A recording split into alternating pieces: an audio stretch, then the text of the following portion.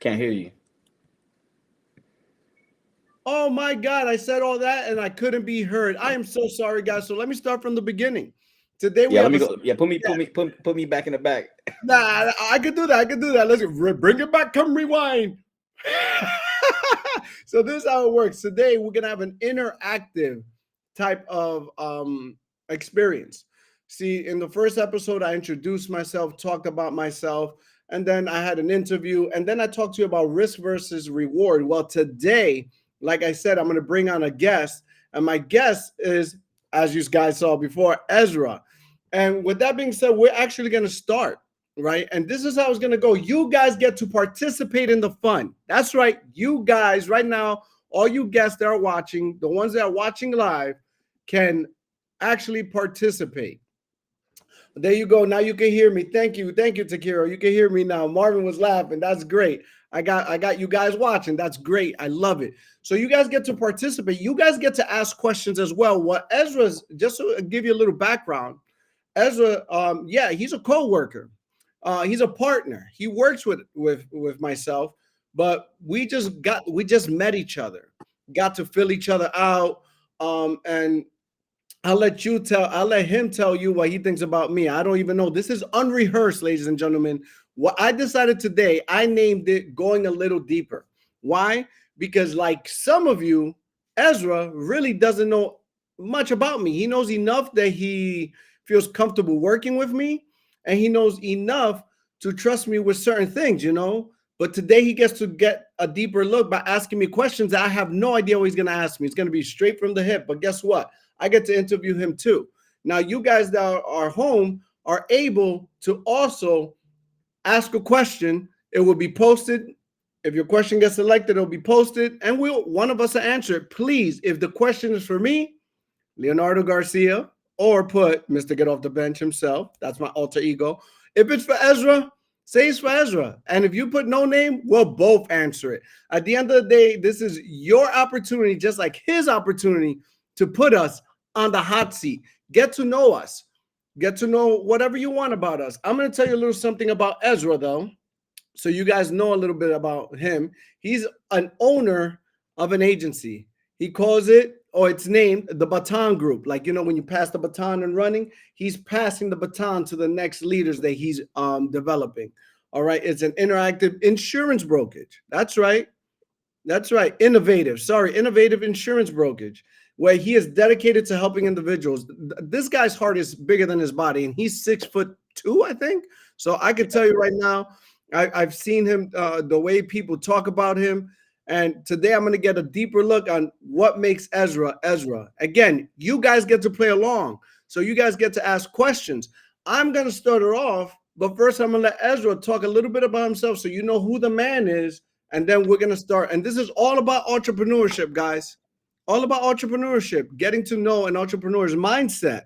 So that's right. The name of the name of the podcast is the Unapologetic Entrepreneur, right? So all the questions that he answers is for us to check how his mindset is, where he's coming from. Sometimes we might think the same, sometimes we won't. So let's see what happens. But Ezra, please introduce yourself to the people. Good afternoon, everyone. My name is Ezra Gervais. I am an entrepreneur. I specify, or more specifically, in the insurance space since 2018. I took the leap to go into entrepreneurship, and I have an insurance brokerage, as Leonardo says. So basically, I'm born and raised in Miami. So if you're in Miami, our high school, well, my high school team, they won the state championship. The football team won the state championship. So go Bulls! If you're from Northwestern, if you know, you know. If you don't, hey, I'm sorry, I can't. I don't know what to tell you. But I'm just here to have the good time, live a great life. I am a man of faith. I'm married 15 years, have 2 sons, and I love the area of business. I've been an entrepreneurship once again since 2018, and not only that, I love also teaching young people about entrepreneurship. I think that's very important when it comes to setting them up for the future. Other than that, I like watching movies. I like taking long walks on the beach. No, I'm just playing. This is not a dating show. It's not a dating show. You're married 15 years. I know your wife is there. She's about to throw a shoe. I'm locked in, man. I'm locked in. I'm locked in. Oh man, I I feel you. I'm married to the game. I got 2 wives. Hey, there you go. I feel you. All right. So I'm going to start it off because, and I asked you to send me a bio so I could know a little bit more about you. You can see we barely met even a month ago. I would say I wouldn't even say a month. Yeah. So in your bio, it said that for what I gathered, you've been in business for quite some time. And one of I'm curious with everything you've gone through before you were in entrepreneurship. What did you do? What was like your 9 to 5? My 9 to 5, I was in a nonprofit space. I worked for a nonprofit company called Gang Alternative, and I was a program director. So I put together after school programs, for middle and high school students. We want to make sure we keep them off the street. So the best way to do it is to have different activities for them after school.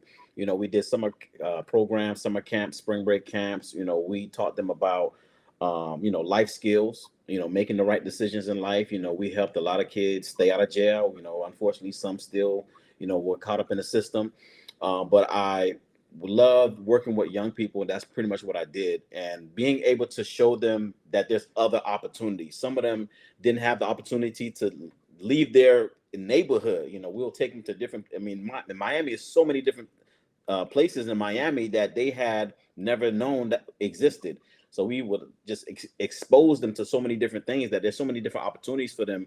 They have a bright future, and we will expose them to, different career paths, and, let them know that they have a future. And, no matter what society shows on TV or, on social media, they have a future, So I love doing that, but I also wanted to get into entrepreneurship because I wanted to be an example of what it meant, to do something with yourself and not just to work a 9 to 5, and really take it to a next level. Because, in our community, there's a lot of need, so, sometimes we like to ask for donations. There's nothing wrong with that. But what if we could put something together that would generate revenue, that would generate wealth, for ourselves and for our family, we need to be able to show both sides. So that's one of the reasons why I jumped into entrepreneurship, to show young people and to other people that it's possible. All right. So one of my questions, I mean, real quick before my real main question, were you married when you went into, you were already married when you made the jump, right? Yeah, I was already married I was already married before I went into entrepreneurship. So here's my question for you. What are some of the biggest challenges that you faced early on? And more importantly, how did you overcome them? Because that's a whole different dynamic. When you're Yeah. single, it's all about you. But now when you're married, incomes change, things change. There's a risk factor. We just spoke about that last week, risk versus reward. Now you're taking a risk on earning or being paid what you feel you're worth, right? Educating yourself, making yourself more valuable, and it might not equate to what you need to live at home with a wife. And I don't know if at this time you had children. Yes.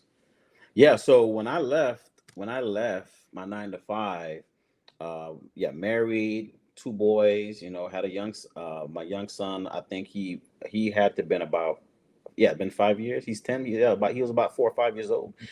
So that was a big risk. But I'm a man of faith, man. I felt God was calling me to go into the area of entrepreneurship. I fasted during that time. We had conversations about it, and she was supportive. If she wasn't comfortable with it, I probably wouldn't have done it. But I thank God that she was supportive and she understood the vision of what I was trying to do. And yeah, it's bumpy. It's bumpy, because 9 to 5, you're getting a paycheck every 2 weeks. But in entrepreneurship, you got to go hunt. You have to go eat, based on what you kill. So that's the only way that you're going to be able to survive. So you have to make sure you can survive during those downtimes, because they will come. And sometimes it comes unexpectedly. No matter how hard you work, it happens to the best of us. I listen to all the millionaires, multimillionaires, and billionaires. They have stories of when they was dead broke, became wealthy, broke again, and being able to survive those periods. So, yeah, it was tough, but I thank God that she was by my side every moment. We had tough moments, financially, of course, but we was able to get through it together, and that was the best thing. That's the most rewarding part, is being able to get through it together with her and with my 2 boys. Okay, so what was the hardest challenge though once you stepped into entrepreneurship? Give me one hard challenge and Okay. how you overcome it. So the hardest challenge in entrepreneurship is, you don't have a boss looking over your shoulder anymore. You don't have someone to tell you have to go and clock in, right? You make your own schedule. So the hardest challenge is being more self-motivated and self-disciplined. So that way hey, I got to go to work today. I got to go get it. You have to have that same energy that you gave to your boss and to your supervisor or your manager, or to that workplace. You want to give that plus more to yourself, to your business. So the challenging part was, okay, figuring out my schedule, figuring out, okay, how do I balance, business and also make sure I make time for personal time, family time. So that definitely was the biggest challenge. The other biggest challenge I would say is, of course, finances, making sure that the cash flow is there. When you're in business, you have, once again, surpluses. You have days where you have moments where you have a lot of profit, and moments where, okay, you have certain deals that don't come through. So you have to make sure you prepare for that, and make sure, okay, how do I cut back, and how can we make sure that we take care of all of our expenses and survive while we work up, new sales and new revenue. So those two were the biggest challenges. All right. All right. Your turn, sir. It's on you. You can ask me. Oh, he came prepared. He looked down. Oh, I got it. Yeah, Yes. yeah, I got a little cheat sheet. So, Mr. Leonardo Garcia. So this show is called, the Unapologetic Entrepreneur, right? Yeah. And when I hear the word unapologetic, I think of, you know, not having to ask for permission, right? So when it comes to entrepreneurship, some people get stuck. They feel like, they need validation from other folks, out from the outside. How did you develop that unapologetic entrepreneur mindset? and how can you help others do the same? That is a very good question. Oh man, the whole thought behind the unapologetic entrepreneur is that I feel everyone is looking for validation, and we always ask who we think is the right person for permission, even though we want to do it. I took it, the whole statement to me means sorry, not sorry. Hmm. Part of my personality is I used to, well, I still do live by a phrase saying that I'm unapologetically bold.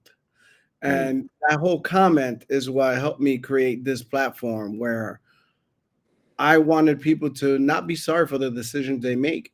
See, when what made me get to this point to be an unapologetic entrepreneur is that no one in my family even stepped on a college campus. My generation, I was the first one, right? I had no one to ask what the college life was like. The only thing that I had to reference was old movies, mm. like the Nerds, Revenge of the Nerds, or what was the other one? Something House. I forgot what it's called. Animal House. I think it was something like that. Out of my house. Okay. That's all that I had a reference of, and those are comedies and definitely not realistic, right?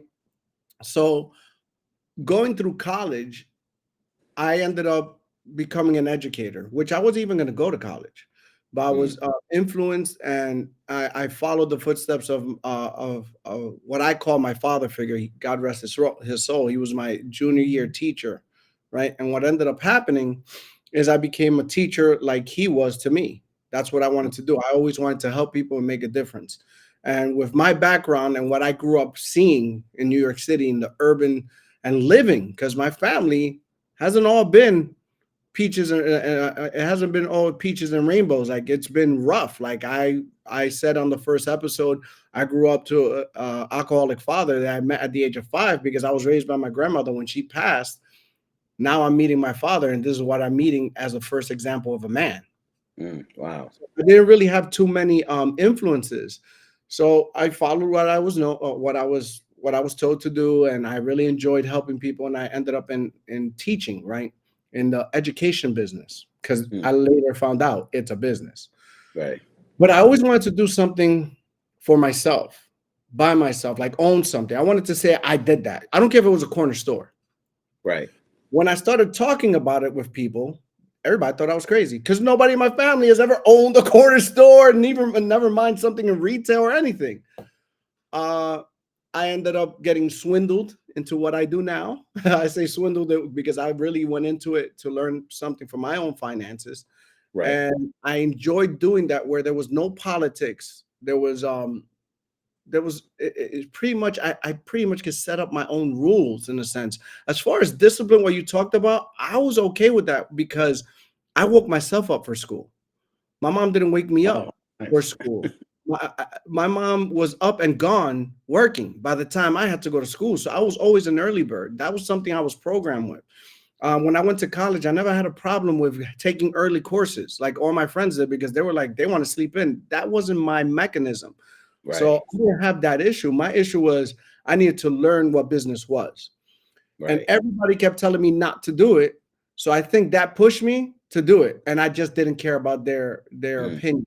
So there you go with the sorry, not sorry. To make a long story short, when I earned this right here, my speech started with, I want to thank my mom for not believing in me because woo, whoa, whoa. that was the Man, beginning. And I got agents that could tell you yo. because I let them see the video.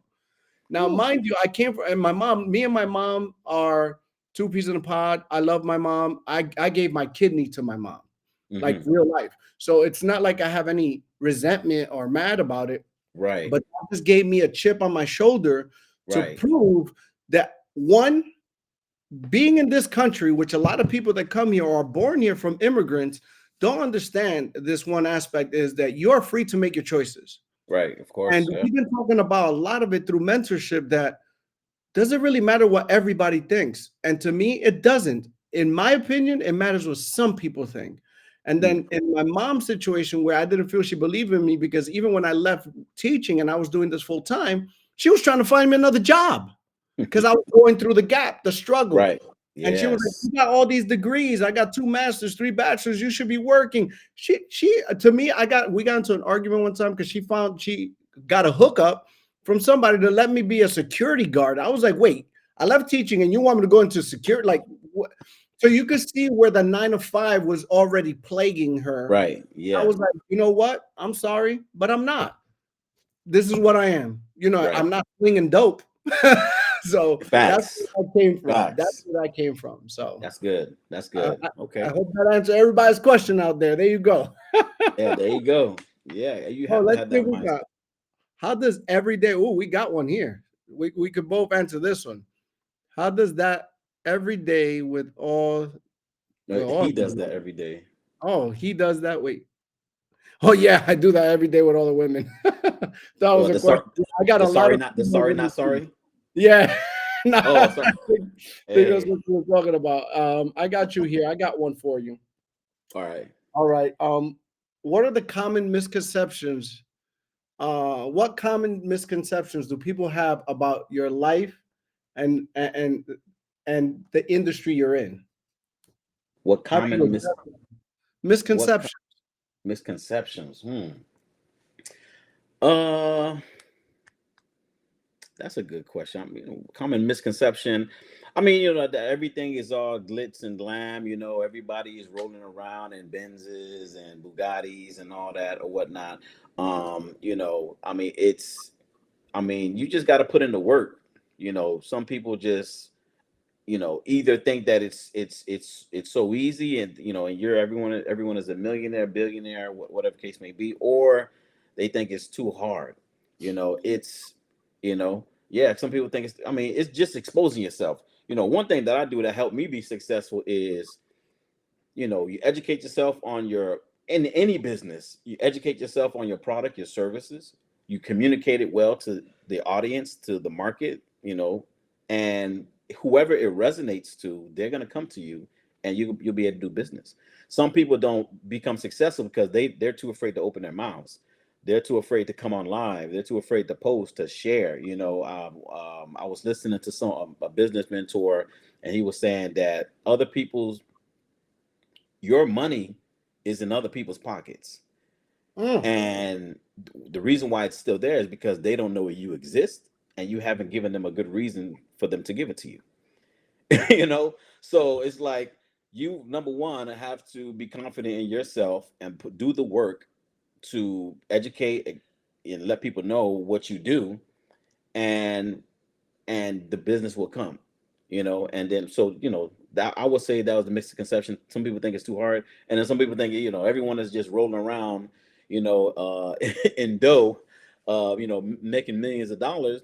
I mean, there are people that make a lot of money, and I mean, we know a lot of people that make millions of dollars in this industry, and they show us the way. But you got to put in the work. You can't be afraid to put in the work. So it's not easy. Okay, it's Yeah. on you, buddy. I'm ready for the next one, but it's on Uh, you. all right, all right. So, uh let's do a little, okay, networking. Networking in business is really, really good, right? So what is your strategy when it comes to networking in business? Mm, good question. Be everywhere you can be, and don't be afraid to be yourself. Right. Right. I think you got to put yourself out there. It's similar to what you said. We do live in a world of technology now where people are using Facebook as their outlet. So that's not my forte. I'm not a Mm, social media person. mm, Honestly, a lot of people even mistaken me for being people don't seem to understand that I'm really somewhat of an introvert. mm, I can live, I've learned, um, but wherever I go, I have something about me that stands out. So I also am an extrovert. right. So I have to put on the extrovert hat. You know why? Because people got to know who you are, what you do, and it should exude you. And we have this conversation a lot. And when I'm mentoring or talking, or anytime I get a platform I can speak on, and people try to separate my life from my business, I don't allow them to, because my business is my life. Not that Right. that's all I do, but it's not something that I just close the door on and say, oh, I'll worry about that tomorrow. To me, my business is like my child. I'm Mm, not a part-time father. mm, I'm not that's good. that's something I'd never planned to be. So I'm not going to be a part-time entrepreneur or part-time business owner. I'm an owner full-time. I got to make the time if that's the decision I made. So part of that decision is to create a network. People should hear, you should be a walking, talking billboard. Mm, So that, wherever I go, people know what I'm doing. And I like to know what people are doing because what I do, everybody needs it, but it's not about that. When I talk to a person, it's not like I want them to take my services. I think our business, I think people have gotten lost in business. I think everything is an exchange. So I'm going to tell you what I do. You tell me what you do. And sometimes we're going to need each other. But if not, I know somebody that's going to need you. And when they right, comes into my head, now I know where to direct them because me and you networked to the point that now I trust you. And if I trust you, then I could vouch for you. And I right, think that's what I look for. My strategy is to put myself in any situation I go and network. Everywhere you go is a network. It doesn't have to be a networking event to be there. Those are easier because at least you know that's what you're doing. But right, those are not to me as authentic as meeting you in the street and saying, "Hi, Ezra, how you doing? What's going on?" Have a nice conversation, and through the conversation, you find out what I do, I find out what you do, and maybe one day we can help each other. right, So I like authentic, like just meeting people, and I'm very good with that. Just because I meet someone doesn't mean I have to like live with them. So at the end of the right. day, and then another thing with entrepreneurship that I've heard, learned, and constantly hear from all my mentors is your network is your net worth. So Yeah. it's Oh, yeah. important to start networking so you can build the right network. Like one of my mentors, I would love to have access to everybody that's on his phone. The man knows millionaires out the wazoo. Like I think if you take the average of how much people make on his phone, it probably starts Oof. probably starts at seven figures. It's real Yeah. easy to know that because he's put himself in rooms where he created his network. He wasn't born into that. So that means if he can do it, I can do it. Oh, And yeah. we've been given the way to do it even shorter by having mentors. I hope that answered the question. Oh, yeah. That's good. That's really good. All right. Oh, here's one for you. As an entrepreneur, what are some leadership principles you live by and how do they shape the way you run your business? What are some of those principles? That's a Woo-hoo. good question. So, leadership principles is, first you have, in order to be a great leader, you have to be a great follower. And I know, like, this is a cliche, and there's things that people say that sound good, but that is really the case because you are when you are a leader and you want, hey, to lead your group into a certain objective, right? But you haven't done it. It's difficult for you to make that request to them, right? Because you don't know what it takes to do that. So how could you ask them to do it? And how could you be disappointed? But if you take the time to be that follower, to go through the objective, go through the bottom, and work your way on up, and you take the whatever jobs or assignment that you need to take in order to move yourself up. When that time comes, you can say, hey, listen, in order for you want to get to where I'm at, or we want to accomplish this goal, this is what I'm gonna need you to do for right now, right? I did this, right? And boom, and this is how I did it. So now in their head, they're like, well, not only did he do that, but he's telling me how to do it in the right way. So if I want to get to his position, or if I want to make sure we accomplish this goal, I'm gonna get in line and I'm gonna follow, right? Because not only, and it's not like you just doing it blindly, or you're just being a slave or anything like that. No, like, he's giving you the roadmap to success, and he could say that he did it because he's giving me strategies how to go through that road. That's a great way for me to go ahead and do that, right? So you want to lead by example, basically. you know Okay. so I would say, and there's a lot of others, but that's, to me, that's the main thing. And then number two for me is, I want to do the work where I don't have to hide. I tell that to people. when you do good work, you never have to hide, right? I have clients that go to my church. I have clients that see me at a grocery store. I have Ooh. clients that, they their kids and my sons, they go to the same school, or they're in the same program, or whatever case may be. Like, you want to do such good work that you don't have to hide. People can see you and come up to you in the gas station. Hey, Ezra, man, thank you so much for this and that. Hey, y'all need to go holler at him because he, this is what he was able to do for me, right? To me, that's a sign of great leadership. When you have, we call that character, right? That's a great sign of leadership when you're able to do that, and you can walk in any room and not have to hide, because you know that you're a leader in any space that you walk into. That was strong. That was good. That was gospel. I like that one. Yeah. I like that one. Oh, it's on you, buddy. It's on you. Ooh, that All was right. good. So what would you say is a good movie that you like to watch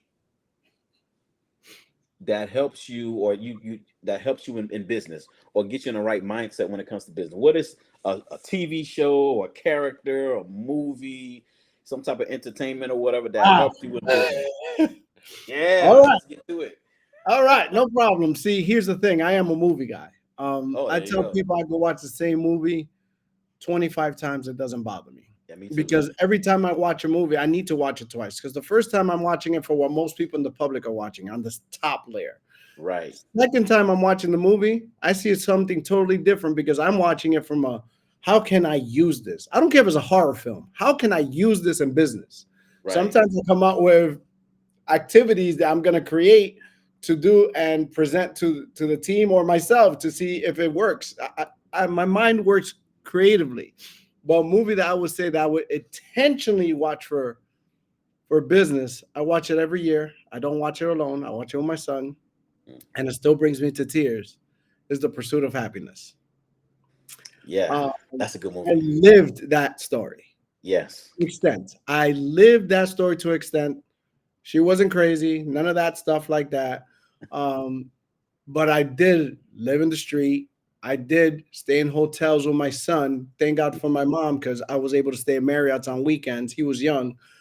So I lived a lot of that story, and my lows. I can relate to the lows. So it actually brings me to tears. And I Mm. could see, if I would have seen something like that prior to it, how I could have actually created a wrinkle in time and gotten from A to B faster. So that's Right. one. Another movie, I know people are not going to like some of these, but movies such as New Jack City, Donnie Brasco, Scarface, American Gangster. I know what's going through some people's mind. They're like, Yeah. is he into Yeah. crime? It's not that. See, as much as you guys might look at that as a crime movie, I see them as business movies. And what did Mm. they do wrong in their business? Because was it the way they treated their employees, their partners, the people? Was it a break in loyalty? Was it greed? What sin ruined their business? Yeah. I'm not looking at it from the drug perspective, the crime perspective. I'm looking from it from a different layer of, if you do something, because anything good can be broken, Mm. even if it's done in a bad realm. So my thing is looking at it like, all, like, there's no more than 5 or 10 objections, right? It's the same thing with business. When people fail in a business, it's almost, they're so similar in the reasons. How did that person get bankrupt? How did they go out of business? They try to scale too fast. They got too greedy. Like, Mm. those are the things I'm looking at. So I start looking at it from a business perspective and say, okay, if I'm ever in that situation with my business, I know exactly what not to do. You can't treat the people that are great, close to you, helping you build the business, like they're trash, because all of a sudden you feel that you can walk on water, or you don't, when you go to the bathroom, it doesn't stink. Like, Yeah. you, this is what happens. Your mindset changes everything in how you do it. So if you keep the right mindset, you're going to be fine. And that's what I learned from those movies. If you look at the downfall of any of the movies I just mentioned, you could probably link where they all went wrong at the same time. And this is the, I think that's what the directors try to portray, and I catch it. Where some of us are just watching on the top layer, or just Right. pulled by the mystique of a criminal mind, a criminal boss. A lot of those criminals, a lot of criminals, period, can be Fortune 500 company CEOs. Yes. They Yes. just made the wrong decision. Yeah. Yeah. One of the movies I liked was American Gangster with Frank Lucas, but the only problem was he had the wrong product. It was illegal. It was illegal. So there You you know? go. I hope that answered the question. I know some people are thinking like, oh God, did he just say that? Yeah, I said it. You asked me the question. I wasn't ready. All right, I got one for you. All right. What strategies have been most effective for you growing your business? You know, one thing that I could say in working closely with you is that you have a great reputation. And it Thank doesn't you. seem like you, the people that you know and you talk to, I don't feel that you're pulling teeth. It's almost like when you call them, they're like, all right, what's up? Where we doing? Where we're going?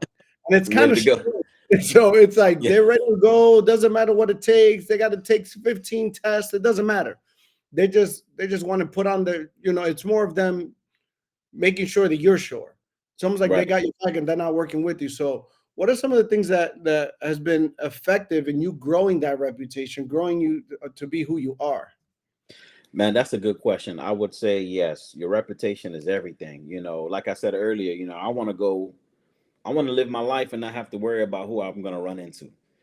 So, that takes a lot of discipline. That takes a lot of sacrifice. Mm. So what I do is education, learning as much as you can and finding how to appeal to the masses or to your audience, and to get them to come to you, right? Because I'll tell you the truth, I don't really prospect. I educate. I use social media. I educate. I promote the information in a humorous way, right? I have like a lot of funny posts, that people gravitate towards. But I discovered something early where it breaks the ice, and people will come to me, "Oh, Ezra, man, that was a funny post. Man, that was hilarious. I can't believe whatever." And then they'll be like, "Man, I need your help. I need your service. I need your help. I need your help." So, okay, let's do it, right? So a lot of people kind of came to me that way because I broke it down to their level. I was able to get them to open up, emotionally. I was able to just get them to just be comfortable, and not have to worry about, having an uncomfortable conversation. So for me, that was a great icebreaker that allowed people to come and gravitate towards me. And of course, just making sure, me as a person of faith, I want to make sure I do right by my peoples, and they know that, listen, I'm never gonna recommend something that I wouldn't get for myself, or I wouldn't get for my mom. I would never sell you anything that I wouldn't sell to my auntie or my cousin or whoever the case may be. So in business, you want to make sure that you stand just like an American gangster, bro. I stand by my product. You know what I'm saying? I Now stand we're by my quoting the product, man. movie. Now You people know what I'm really gonna saying? think we're crazy. Yeah, that's my movie right there, man. You gotta stand by your product, man. You gotta be able to stand by it, because people could feel it. They could feel like you really believe this, and they go like, nah, you just you here for the money. People can feel that, So you wanna have that conviction that you know what you're talking about. That's why I say education, and then find a way to, edutain people, because that opens them up. That opens them up. All right, I'm gonna go to. It's your question. I got one more after this, and Go then I ahead. got two more questions. So it's on you, and then we'll be done for today. Let's see. Let's All see. right. Go ahead. Give me one. Okay, so we talked about, okay. Um, what was the toughest decision you had to make as an entrepreneur? To continue being one. Mm, talk about it. Woo! I felt, that was deep. Talk about it. Yeah, To continue being one. man. Um, you will fall. And there's a few things that I've learned with falling. And my first mentor doesn't even know he was my mentor. It was Les Brown. And I Mm, love this quote that when you fall, make sure you fall on your ass. Because if you could look up, you can get up. Right. That's one of those quotes that really resonated with me. That's The other good. one was to fall forward, because at least if you're going forward, you're going in the right direction.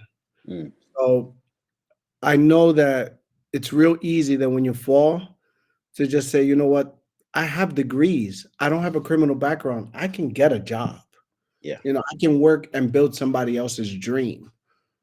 But why not continue to build mine? So I'll tell you that the way I was able to overcome that feeling was by having quotes like that in my head where it's not written. You asked the question, I was able to spit it out because I used it before for myself, and having mentors by me. Mm, And after getting my mom's belief, being able to have an open conversation with the one person that has unconditional love for me, just tell me like it is. And I've been able to create that environment in my everyday life with the people mm, around me. They're going to tell me like it is, they're going to pour into me, and they're always going to allow me to fall forward. And that's how that worked for me. yeah. So I That's hope good. yeah. Here's one for you before the last one. Yeah, we got time before the last one. What's a book that you would recommend that keeps you on track, gives you skill, or your favorite book? I don't care if it's Harry Potter, but you're gonna tell me how you pull business out of that book, how it's helped you with your Mm, business, your character, because I think that's what you've been. I think that's what you represent. When you look at somebody in business, you could say, "Oh, that guy's a headhunter." You could say, "Oh, that guy's slick. He's a good. He could talk. Oh, he could sell ice to Eskimos." I think I don't know. Like I said, I'm just meeting you, really meeting you. Just yeah. through this interview, I feel what defines you is the word character. So that's what I Yeah. see. I would say that too. I mean, there's a lot of books. Give me one. The first one that comes Okay. to your head. The one I'm looking at right now. I got anything that's John Maxwell. Mm, John Maxwell, because I learned this one is the 21 indisputable qualities of a leader. Um, he, mm. he's his books is always about leadership, character. How do you treat your clients? How do you become that example? One of the things that he talked about that I really love is you're a good leader when you leave and the company or the group continues to move along without you, or they even get better, right? Because that shows that whatever you had in you, you was able to pour into them, right? Because some leaders, like if they leave a business, or if they have somebody else take control, and it just goes down the dumps, you didn't train them right. You didn't duplicate yourself. You didn't. Or maybe you did, and it wasn't the right type of stuff that you poured into them.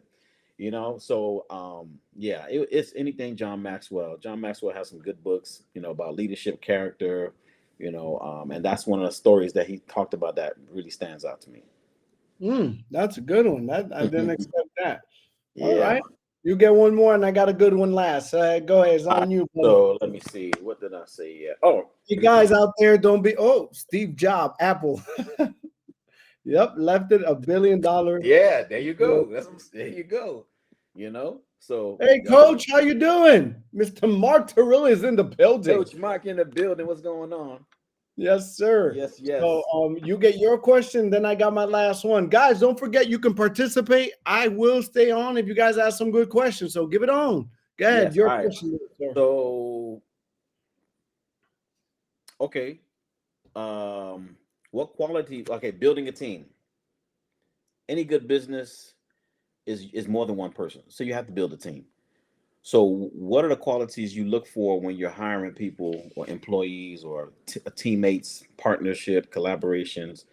To be a part of your team. To be a part of the team, see, I was taught many different skills when it comes to recruiting, so I do use them. But when it comes to me, is I'm very specific. Because my what I aimed for when building a team was one of the things I think I longed for the most, and Mm, that's a true family. In a family, there's something that keeps you guys together. yeah. love keeps you together. You're gonna argue, you're gonna bicker, but you can hug afterwards, right? I always miss not having that I seen, and I not only have I seen in TV, I've seen them in real life, Mm, in lives of the agents that I work with, in their families. I see it. I see bickering, but they love each other, and that's mm, why the bickering comes from. So that's one of those qualities I look for: is this person family based? Do they have any type of, like, where's their loyalty at? How's the loyalty work? Because some people say, "Oh, if you work with me and then you leave me, that's you're not being loyal." That's not being disloyal. That's them looking out for what's best in their family. You understand mhm, what I'm saying? That doesn't mean they're disloyal. That just means, as long, it depends on how it's done. So is what's their definition of loyalty? Where are our common roots? Can we work together? Most importantly, do I have something to offer them? Are mhm. they going to grow from me? And in turn, am I going to be able to grow from what they give? Because I feel that in any good partnership or relationship is a give and take. If Yeah, you're always just receiving and that person's always pouring, yeah, you get tired of boring. You're boring at that point. They're yeah. always, giving you insight, and nothing you said makes their screws move a little. You're either an asset or a liability, Mm, black or white. yeah. So I'm looking for people that I can see that have something. It could be, I might not recognize it at the point of a conversation, but something to offer. And also, are they open to receiving? So those are Hmm. qualities that are hard to generate, but you usually feel it in a vibe. And sometimes you get it wrong. You know what? But Yeah. I've been lucky enough, and being that I'm a man of faith, I think that being that I go on my knees so much, I think God just answered my prayers, because I haven't encountered anyone that I've personally talked to or brought into our family that just didn't fit in. Right. They might have a different quirkiness to them. They might not be exactly like me. They're not supposed to be. Again, it's supposed to be a give and take. And everybody that's come in, no matter what level, I've been able to take something.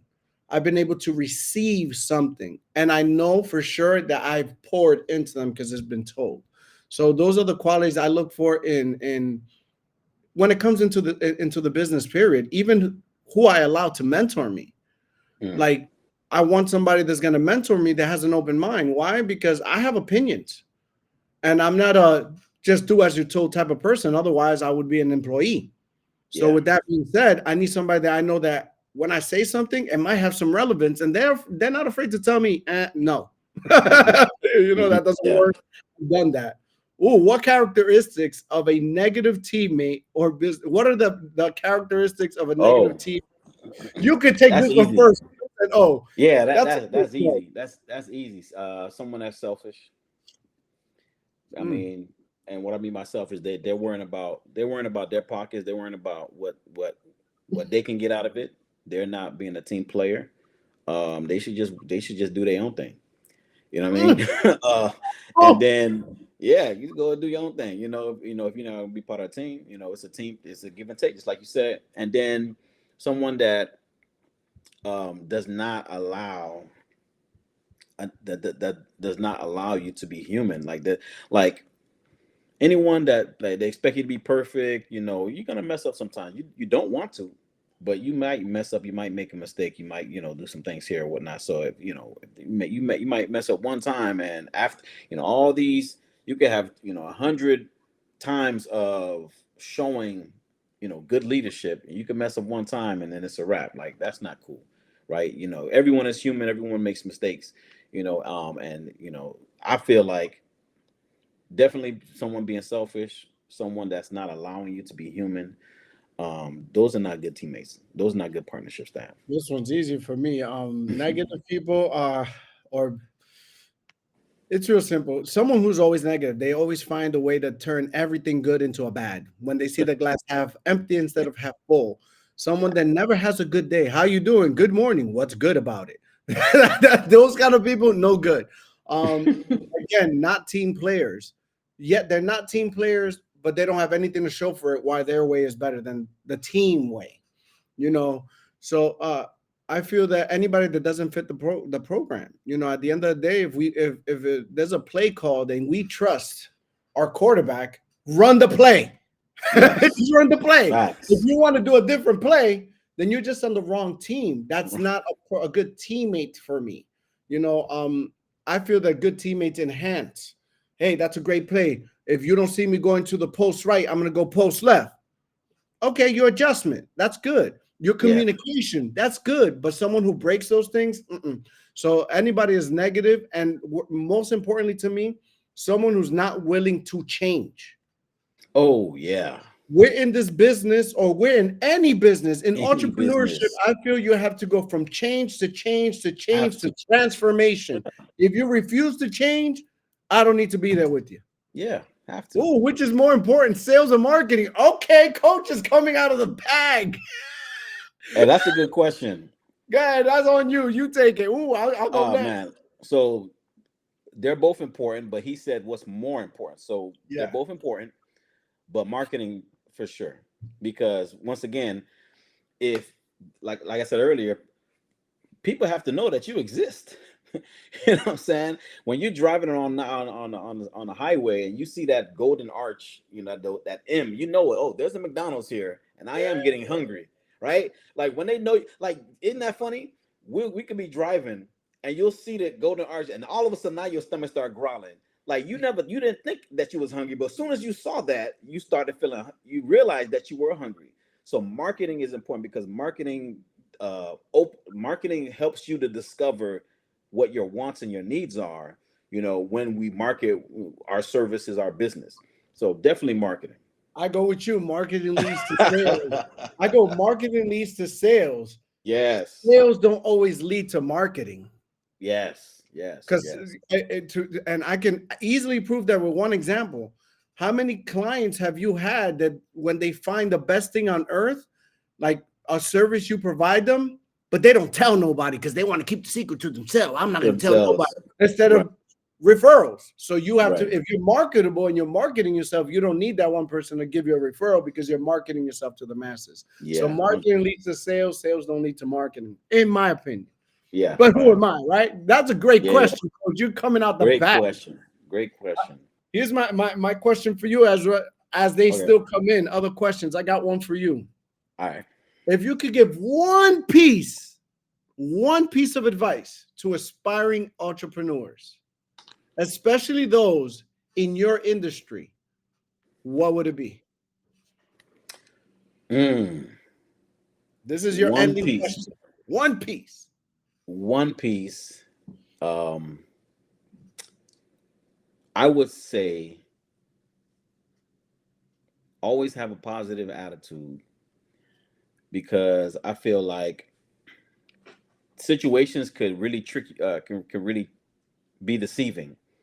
Always have a positive attitude because you never know when that next sale is coming. You never know when that big sale is coming. You never know. You just never know who's next to you. You never know what can happen the next day. So always have a positive attitude. I think that is going to allow you to continue to move forward. Whether you're having a great day, a bad day, it's going to allow you to continue to move forward. Because, like I said, we're not doing this is not a W-2 type of situation where you're getting paid every 2 weeks, right? So you want to always have a positive attitude during the high times, during the bad times, when it's dark and you don't see no opportunities. Always have a positive attitude because it's going to it's going to be the fuel for you to get through those tough times. Good one. Good one. Okay. You give me your question. We got one. It was already answered, but I'm going to put it up anyway. But you give me your Okay. question, then we'll go to that. All right. So my last question, it was actually the same thing. Give me your advice. All right. So let's say that. Let me change it up. You Let me could change it ask up. that. Either way, but I would say, how do you know when it's time to pivot in business? man, that's a great question because sometimes we might pull out too early. We might pull out from Mm, an idea too early just because we don't get the results right away.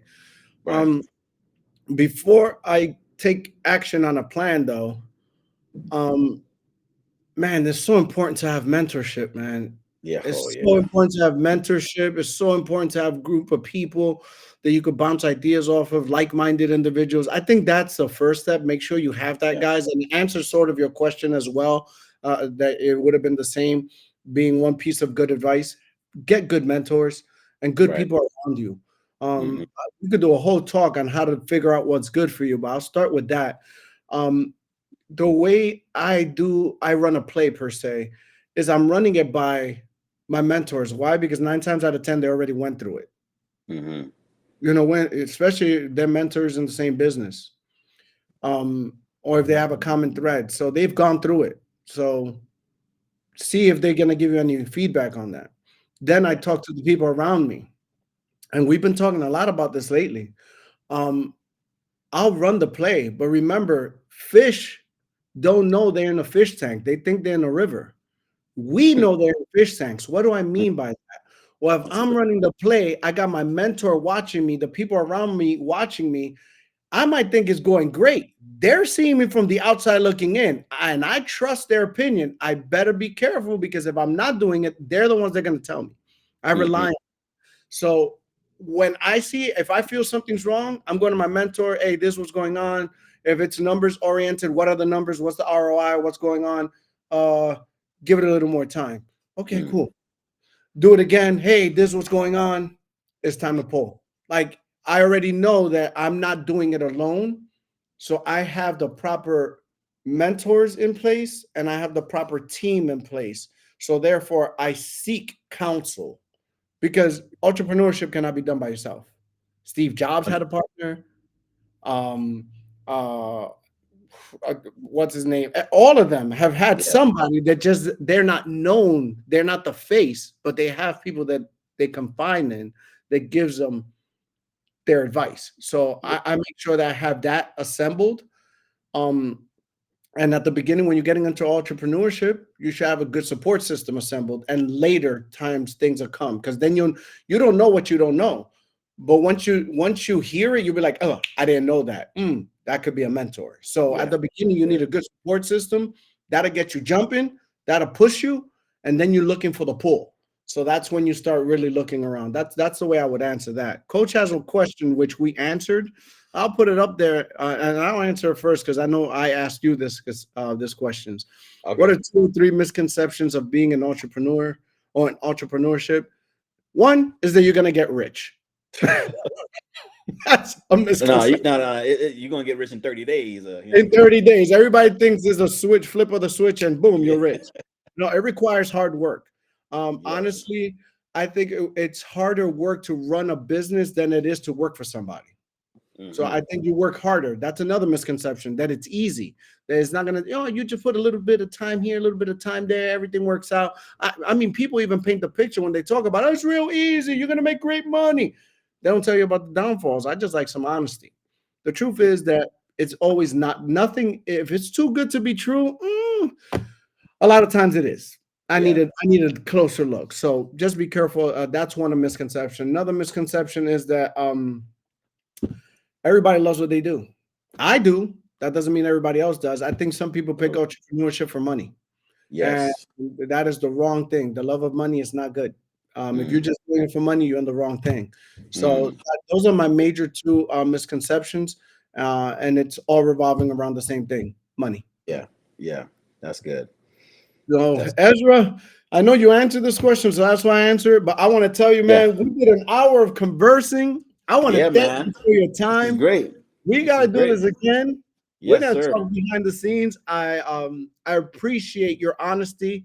I appreciate your time because it's the only thing I can't take back. And for all of you watching, thank you. It's been great. Any final words from you, Ezra? Let's get busy. That's all I gotta say. Let's Oh, get he's busy. got This to is say let's great. get Thank you so much busy. for having me on. I appreciate it, man. No problem. I say it's an honor, a pleasure, and a privilege. And we will see you next time, Friday at 5 on the Unapologetic Entrepreneur. Be blessed, guys.